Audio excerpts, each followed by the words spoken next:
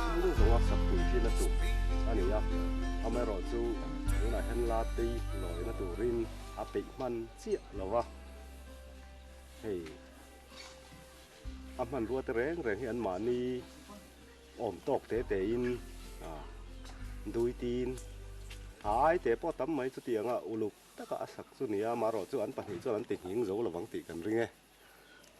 an hei lo an ula an nu pa chu an tiat kan ti a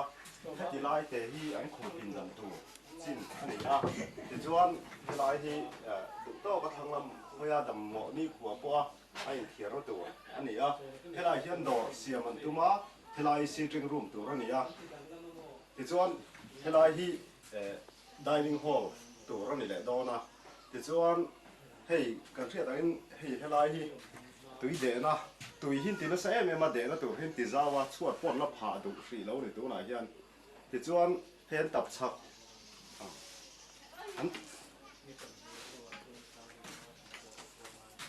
an tap chak lam tu na hian kan hoi le me ka hei an mani zetok min te in thing po toy te bel po te an la chuang don ani ta hian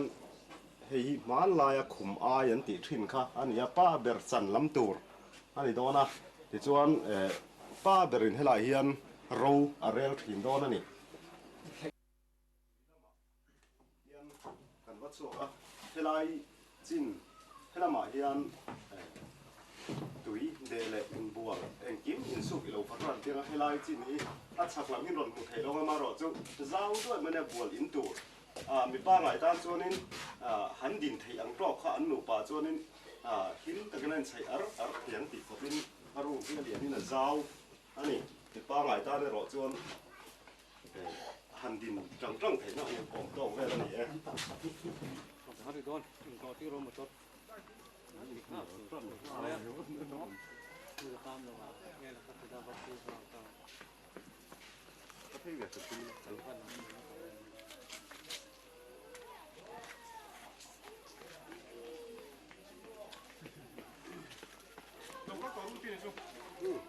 thì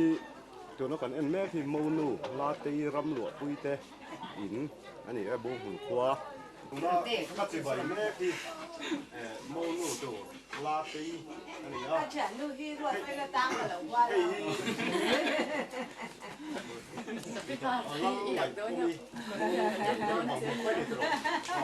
vòng hùng nó bel thả anh ấy bọc cái lăng bal bel thả ruột phết à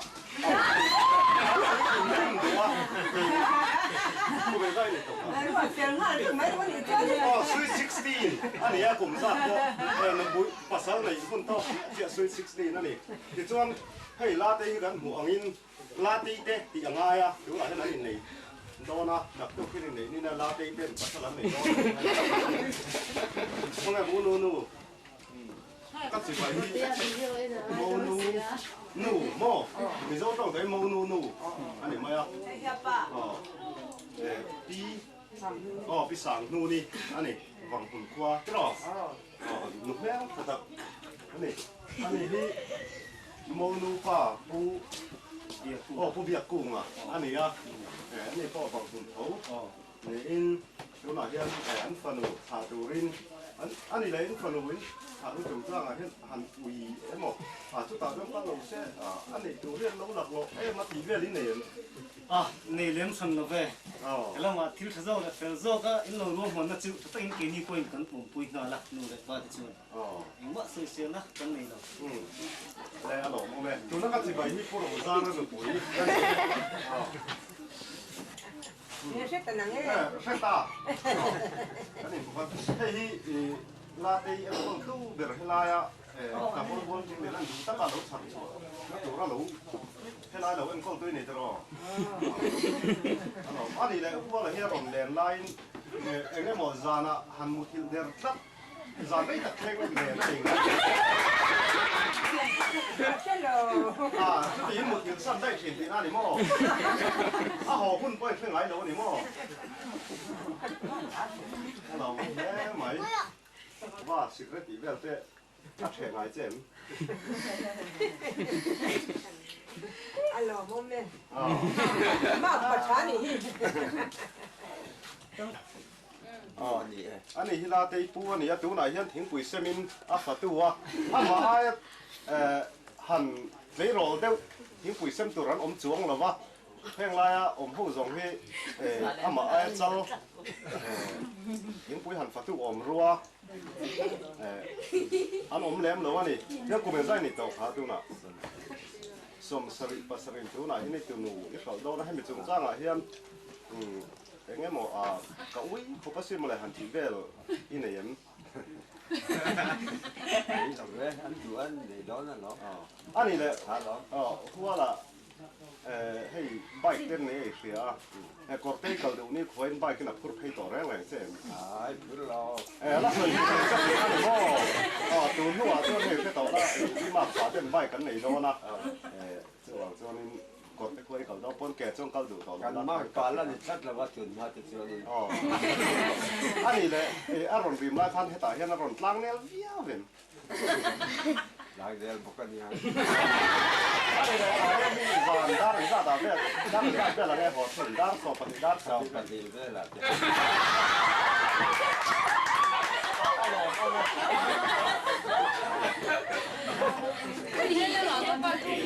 lên làm cái xe này กันขาเหลี่ยมโดนะเนี่ยกันอินชูงกุลล้อมตะกะตังยันอินชูงโซกะเอ็นโคลกุโซกุตาดูเรื่องกันขาเหลี่ยมโดนะ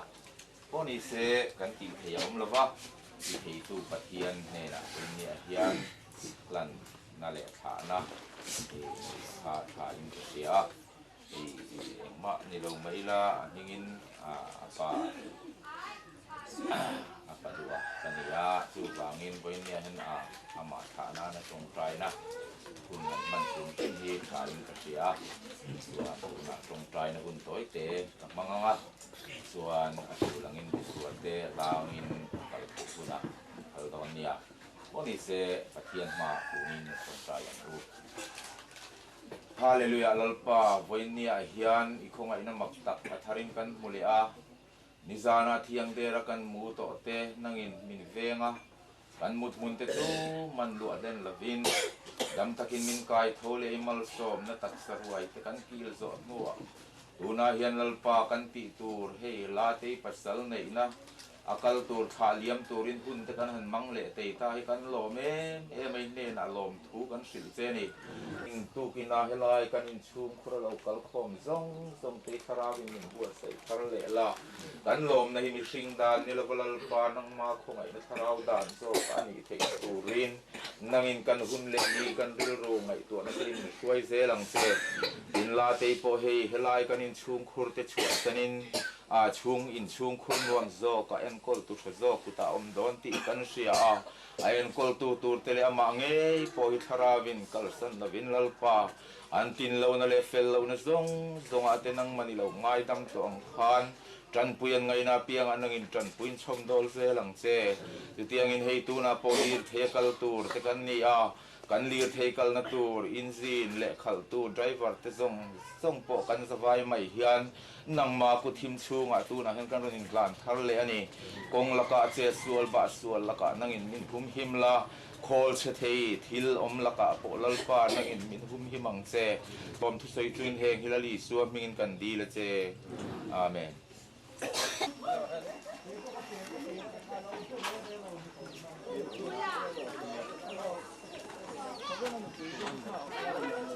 Tukina hangat sawo mo. Tukina aga ka tu.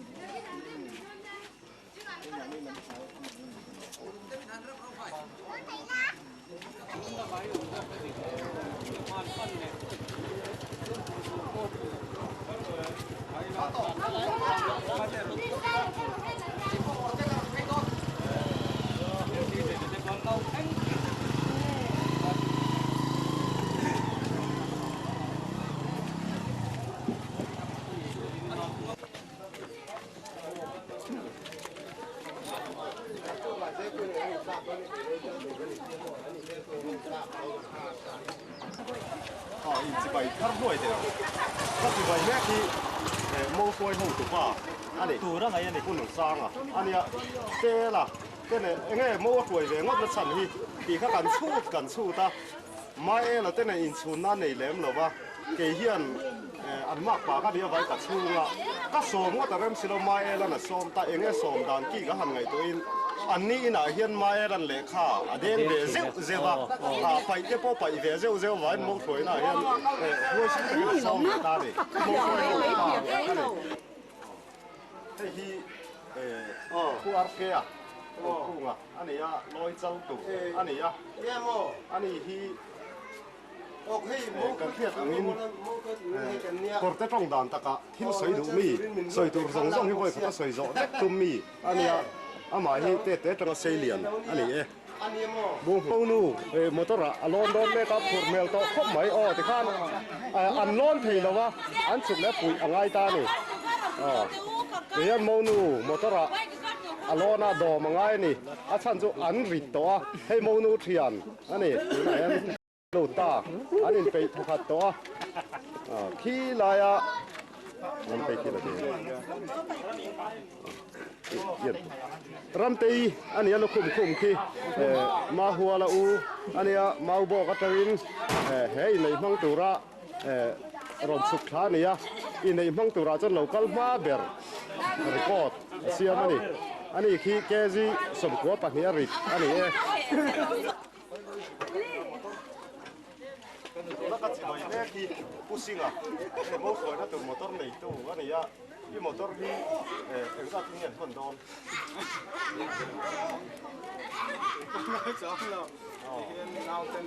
nào tên này thọ nên ít cầu tiên đòn thì anh ấy lấy nào cũng能khi thọ hộp được cái miếng à rồi anh ấy để motor ôi mà tên tiên tao đó để chú phát thọ liêu vịt gì em thì cô bay lấy nghe motor này 이런 가자 이러니까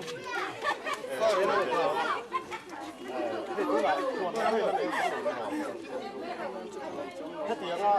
thiếu thật giờ môi suối rồi cho anh bị tên hua là môi suối cho ít luông để làm gì cần tính cho tận nó không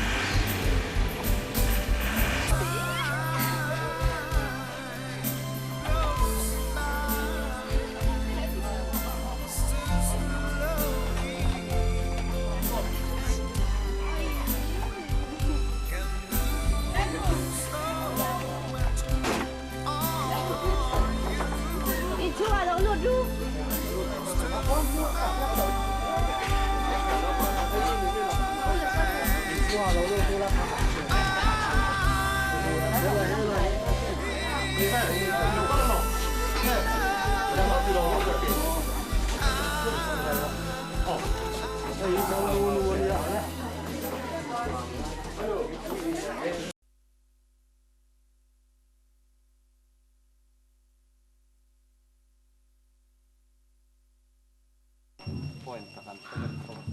di dalam kau sampai buka omem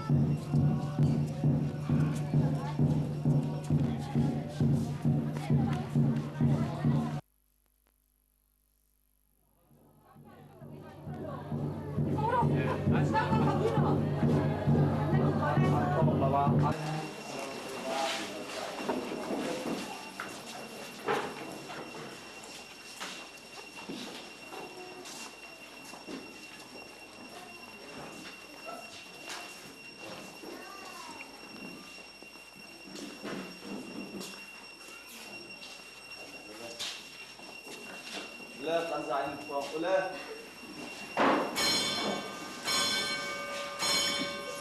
kan tan song al mai na lam dia dia ku mi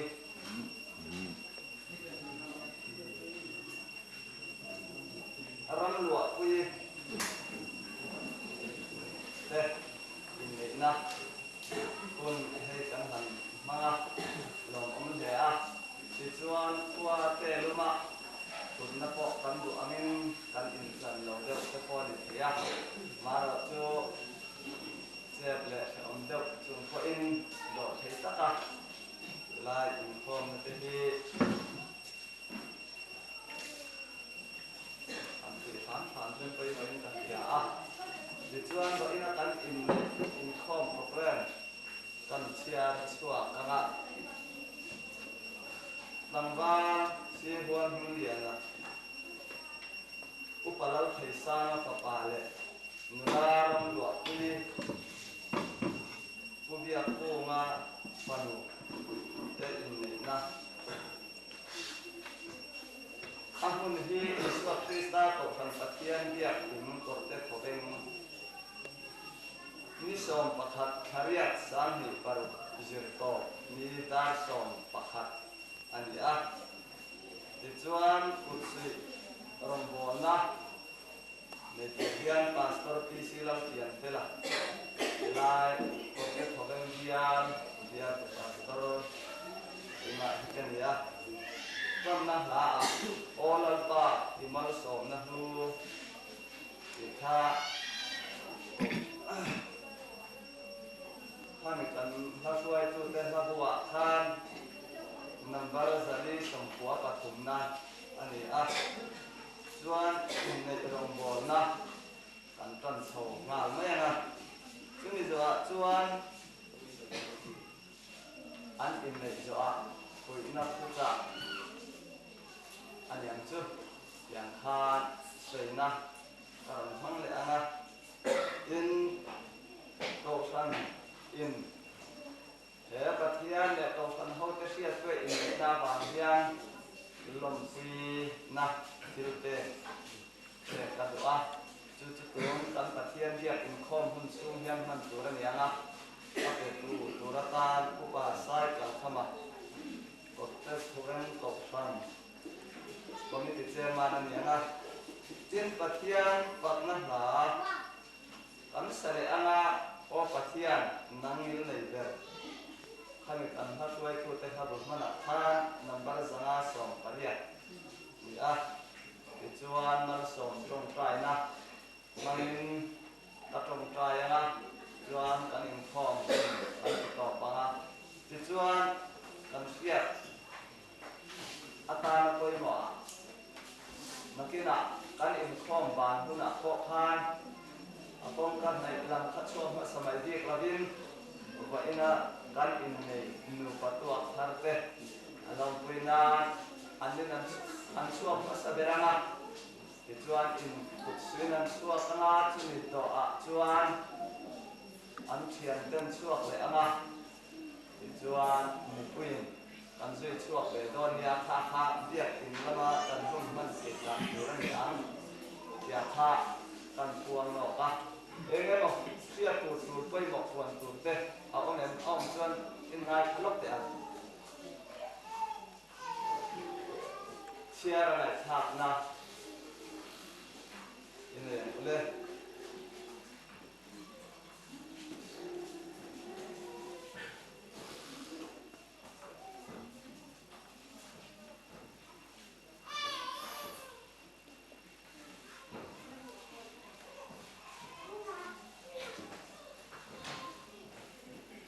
Genesis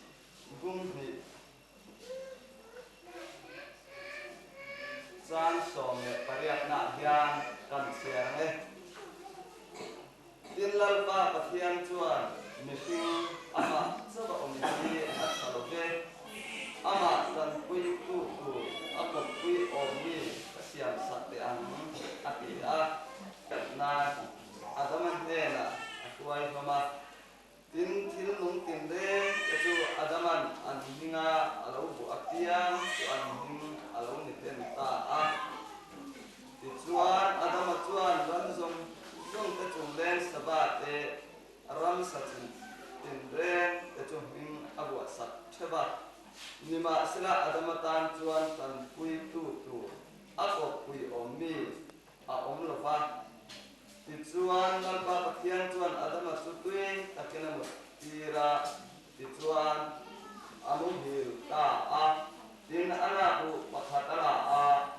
chumi ai chu ti sa in au pikir ta a tin nan pa pathian chuan adama la ka ala na u chu nei chia a asiama abang in nei chia ti turani ang ati a chu wangin ni pa in anu le apa akal san anga anu dia buan ang chuan ti sapum khat anlo ni to ang in adam le an pui chu an pa in sarwa in an oma an zap lem lo ba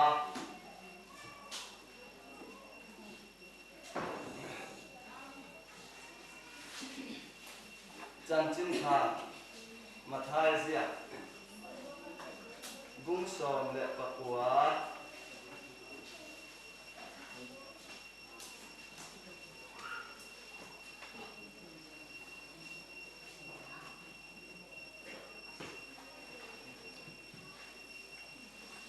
chan sarina panghian kam chia anget an ni chuan hena ani le engat nge mosian in ma na le kha te ka ma ku tu apek si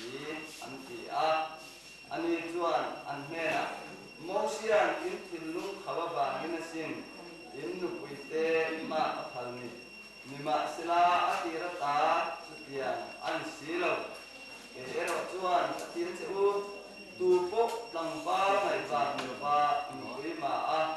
mi dang le piang chu awi reni ma nu le piang po awi reni ati a le pathian lalpa kan pathian chung nung be po ina nang ma mal som na ro pui tak tong kan ni ti kan im sia a kan lo ma lom pi he na kan ron se ye lalpa kan pathian ran lo pi te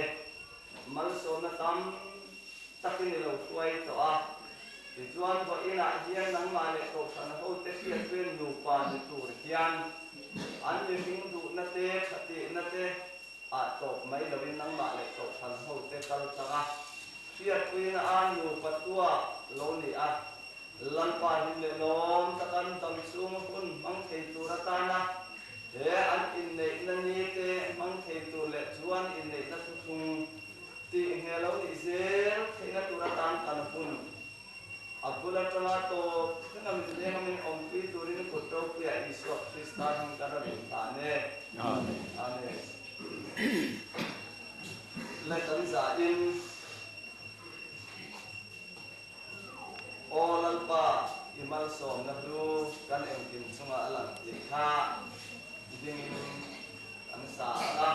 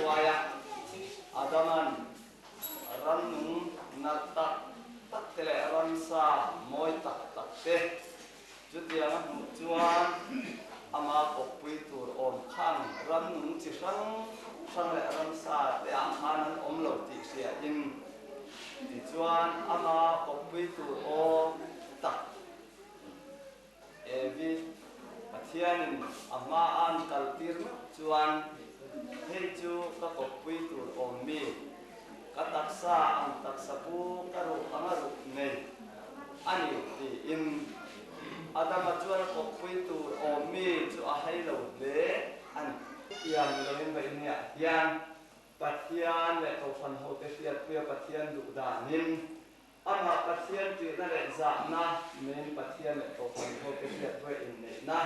dan una te nan don tu tin the hi aro pi le a chung te chu kan sei masani e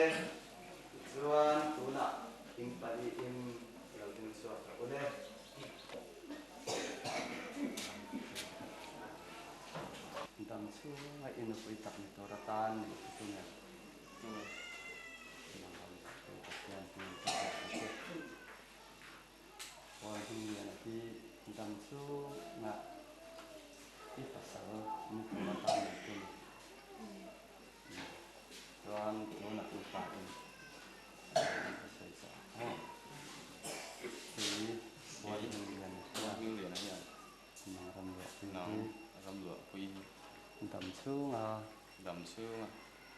kan pui ni tu ratan se ber lai le nom sak ber lai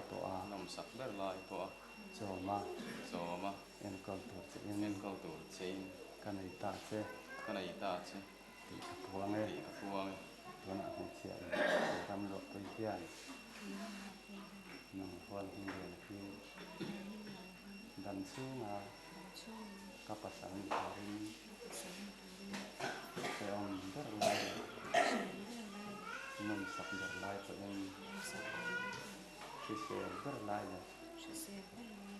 bot som ber lai to en rong bol sak to che en kan ai ta che ti ka puang e le fa india hian khwal hing lian hian ram ro pui hi dam chu nga fisel ber lai le bor som ber lai ko a nom sak ber lai le fe ber lai ko a zo marong bola en kol sak turin anu pui tu ratan min ria tira chu tiang ko kin ram ro pui po hian puan hing lian hi dam chu nga apasal ni tu ratan fisel ber lai le bor som ber lai ko in choma rong bol sak tu rin ani don ani chutiang chuan an du na tenin ria tira le mi pui kha tuna hian kan zabain ria puina ni lo ding ang ule chuan tuna hian in du na le in mangai na te lalpa chuan sifin ni in pum kha ni turin ka ta che o lalpan ma som che ro se pathian in a zom to chu ni singin then su se pathian hian a trong twai nei hang ule kan pathian kan pa chungnung berami nangna le to san ho te ma a kan una te in du na le in mangai na te chu lalpa sui fina pum khat ni in dar kara hian nu patwa lo ni a lalpa mangai na thui zum nangma lali suwa pakistan nga in nei na te an lo hangta khongai takin lalpa an pathian he an in du na le an in mangai na te ti pung je rin nu pakop choi lalpa him le lo taka an dam chung ni te lalpa tan pian in ngai na la ya pia in ton pui ton thei tur te in nang in pui la Hriseng le chakna tha te le lalpa panamal som na te po lalpa nang ma du da ne nang ma thuang je la an lo ne ya lalpa an tu le fa te thing po nang ma tri tu an ma nia tang hian an lo chua zel thei na turatan ki put to puya kan ron tha ne po india le ti zual zel tu kan ni thei na turatan nang in lalpa malmin som sakang che ki put to pe iswa kristan hin kan ron tha ne amen le mi pri kha wang ole le po india hian ram lo pi hi kuan ting lian an fian ta a chuan an pi an ta ni ti riat nan tuna zung bun na ron sila tha ne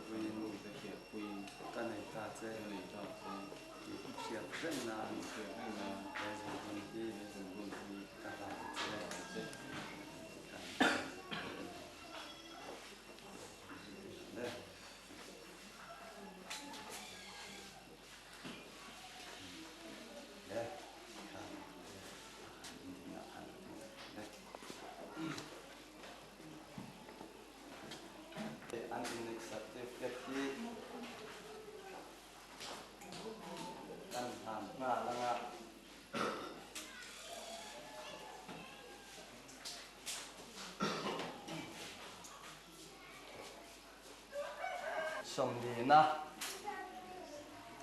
in nei na certificate hei hian tlangwal huang hing lian ale la ram lo pui te hi pathian le ko than thiang him te ma a dam chunga se lai le bor som po a in chom tona lalpa a chuan in mangaya in en kol dun turin an in neyani ti a en tir pathian in zom to chu mi hringin then su se lalpanati in nei tir tu pastor pc lal pian thela in nei na khuwa korte thoveng in nei nani ni som pakhat ogas sang hi taruk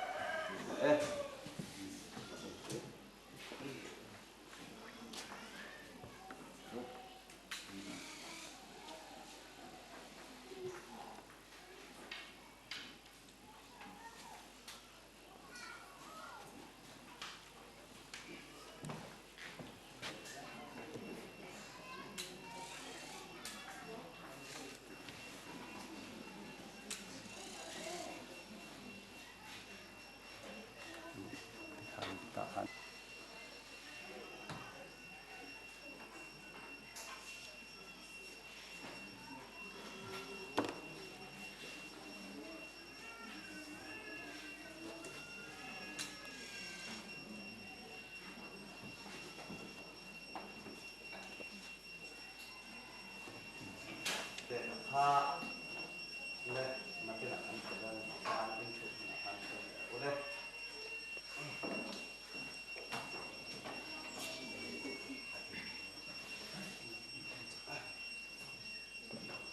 ni chena tan nai tha tan khan in nei na hi khoven nam sang le chi sang ka ra hian a oma tu tiang chuan ta tiang ang hun le ni hi ahim thei ber ang le pui thei ang berin man ko isa aroma bolaya athil ti hilma ati tesina ti masak na kana huwa a in nei na an tata lag isua penalom puya chuwangin in nei na hi choi moin omro se ti ani mai unare ru te hi aron omina piang chu ang tia hi tu man kan ring nai lo ni ma se la kan ring lo lama na takin chu tia ang thi hen na har sa na chuan min ron to ka min ron nuai thi chu ti lai ka ra chuan ring tu te ro chu din bere phim pur takin kan ti pui ang nge hian dam chung hi dai se chu chu chu sur poi mo takani tia kha kan sia poi mo in ka sia a ti lai pa thian tu hi kan sia le lo ka nge FSC tuan itu hena terkau pola le thon bunga chang som tu le patina hian kan siarang nu pui teu lalpan hena in turut ang hian ma ni pasal ten hena in turut do Krista tu ama ni tak sachandam tu ni ato sangholu ani ang bok hian pasal tu nu pui lu ani si a Juti chuan to san ho Kristan he na an intulut ang hian nupui te chu en kiba an pasal te he na an intulut e khop maya nupui te ular pan he na in intulut ang hian ma ni pasal te he na intulut nun ne chuan tu na kan nun hi tang takani a me chia te din chun hi na sa ta choi ka ani a Tujuan suku apa? Asung lalu tu, tin सरकार नाते थोकिन तियांखान तो के मने और दिखुन दिखुन मिजोरम सुन को तम पे हे देसिया जिना अंदे सोले अन लाकु अतवा सुन कुआ अरोली कन तमजो कियाला निकोते काते रुमरुमा खेल खपुया तकियन ऑफिस संग ठिकानेला मिया रियो आया सुन कुआ पनापन कुल मने एबार सुन कुआ विमान tak tahin tam itu masih siapa yang tuan headline kan pasien bukan pasien cuma yang kan emma kan channel tuan pati pasien em asung lalu tu lepas tu semua tema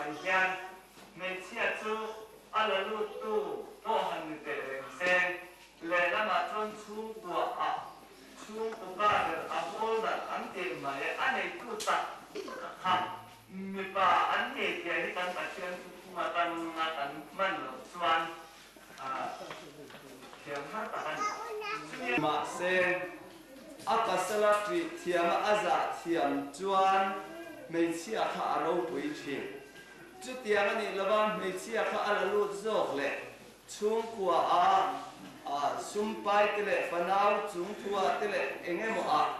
khatia anga ti theizo nia a in siat na atanga apasala noi chia chuan then om khobeng tele rong bol tuiten thiamin fingin khobel sum pai lam te chun nei thim bia ma se pasala choi moi lo chuan ro puya an mu thei ngai lo sani heina tura tan chuan pasal te an ki an za thiam khan chu tak mày chú phải in cán tuần hôn mê cha dâu ram để bỏ tiền hay cán mình phù lậu tâm tập ống tổ thì chú xuống qua nu về ăn chế mày lại tìm chế đẹp mày ăn chiếm tập mày ăn thì nó mày chuan in lên cho con chú đáp để trước tiên hạt tiền khan xuống qua amo khurnata takhi pa ina chang pa zai ngai thia mangai kho din chang chuan mi pa alal zo chung kwa ani pa zo chung nung ni zo ni awanga nuai hum zo te enga na ngai lo hi thil poi takan chumia ne awang chuan mangai na de chu le poi mo takan ni chuan mi pa chu nu pui ne na po yin lu tuk lo hin a mangai siam turan na chu ti chuan a pamal nei chuna be ama chu tu ringa pian bo ral lo cha tu ana nu nan nei na khobe tiam lo chang tir turin pathian na pa khobe la tir lo khobe ama ba ran dam thena na tir ni so ke chu mangai na kal pongan voi nia hian kan nu pui te kan pasal te an tin tong lo na le fel tong lo na ma ngai na kan din le din lo na alam na suratan chuan ngai dam na nang le ke a hian omen chu chuan vai nia hian in ngai dam ton zer ke tu rin chu ma ngai na tho chua ina ara chua an vai nia kan in nei na mai him ma ngai na ina ado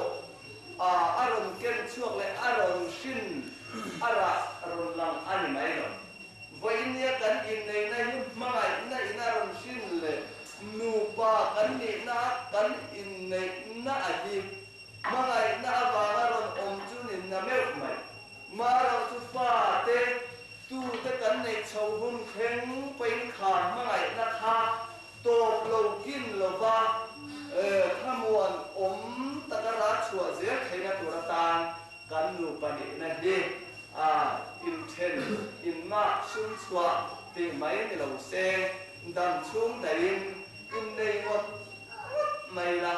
chu ma ngai na adan din na aron dan ne ra chua tu ra ni chu wangin chu tia ang ti thei tu chuan men chia pasal chu nuaya pasal ten awa ti thiamin pasal ang sunga in turut thiamin pasal te pai men chia ani na abanga rap vet lu tuk le nuai chia lu tuk lo hin ma ni tak sa peng ani ang takatuat takatin taka en kola kon ti kan no rani ti kha kan sai thai to ni ro se kan sai thai to ka la pan man min son sak le ro se le in pari in tuna lo ting ula lom puina kilte kha to kan ai in committee chairman pasai ko khaman ta se athangin palin lo ting lo ule voinia kan ngai thal khan in nei na hi namdan oma sarkardan oma oi medan oma voinia ni kha dan hian lo kha chu bangin voinia hian ko khan te langfal kol hing yan le nula ram lo kui in nei long kui nan thu thung thar le sa bu hi kan la ateu fanau mal ton soya Christian chung kwa in ni din Christian chung kwa in din he nan du sang na sang ter dan han teu lalpan mal so teu ro se Iso Krista ko tan proteto ping iso hat ogas tang hi le padu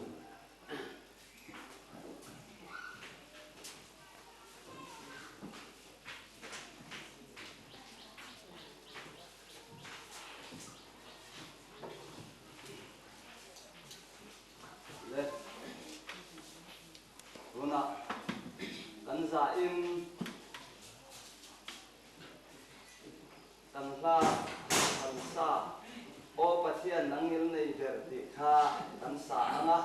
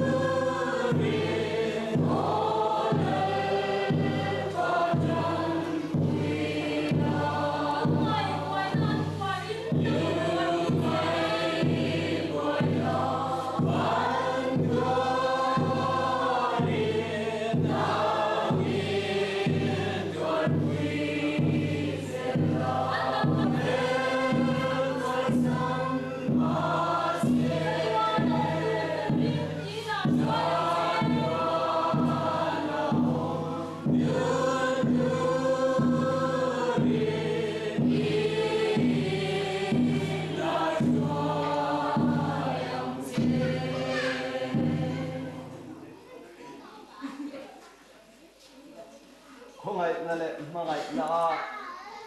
vo in hun tha kan u nau te hual hing lian na le ram lua pui ti sapum sang ni thin pum khata in siam in nei na thu thung